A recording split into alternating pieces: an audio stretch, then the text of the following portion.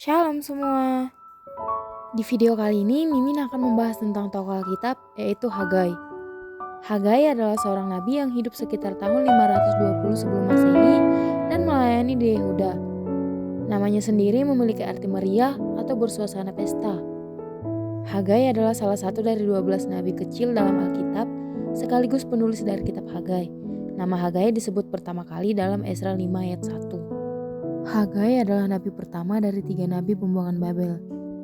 Hagai memulai bernubuat sekitar 16 tahun setelah kembalinya orang-orang Yahudi ke Yehuda sekitar tahun 520 sebelum Masehi. Hagai sendiri dikenal sebagai nabi yang sangat keras dalam menyerukan orang-orang Yahudi untuk membangun kembali bait suci. Hagai dikenal sebagai nabi pasca pembuangan. Hagai menulis kitabnya setelah bangsa Israel kembali ke Yerusalem dan Yehuda. Hagai muncul sebagai nabi menjelang orang-orang Israel pulang dari pembuangan. Raja Koresi dari Kekaisaran Persia yang telah mengalahkan bangsa Babel mengeluarkan maklumat untuk mengizinkan orang Yahudi kembali ke Israel. Raja Koresi juga mengizinkan mereka untuk membangun kembali Yerusalem dan bait suci. Rombongan orang Yahudi pertama yang tiba di Yerusalem sebagai orang-orang yang meletakkan dasar bait suci baru pada tahun 536 sebelum Masehi. Namun orang Samaria dan sejumlah bangsa tetangga lain menentang rencana pembangunan bait Allah itu.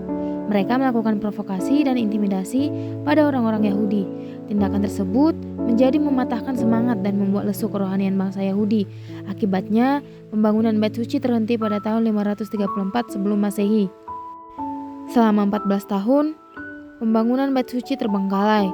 Orang Yahudi mulai kehilangan semangat dan mereka jadi lebih mementingkan untuk membangun rumah mereka masing-masing daripada membangun bait suci terlebih dahulu.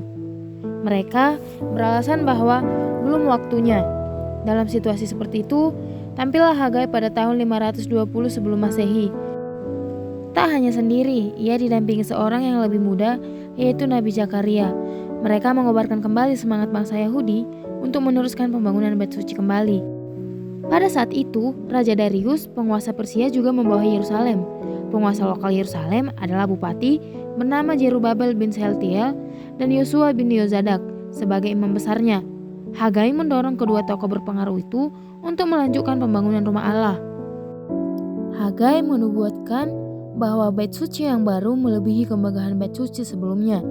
Ia juga menyampaikan bahwa jika bait suci tidak dibangun akan ada kemiskinan, kelaparan, dan kekeringan yang mempengaruhi bangsa Yahudi. Meski pembangunan bait suci telah terhenti selama 14 tahun, Hagai tidak kenal lelah untuk membangkitkan kembali semangat bangsa Yahudi. Hagai mengingatkan bahwa bangsa Israel harus mengambil kesempatan dari perubahan kebijakan yang longgar dari pemerintah Kekaisaran Persia di bawah Raja Darius itu. Hagai menyerukan bahwa ini adalah waktunya untuk memulihkan kerajaan Daud.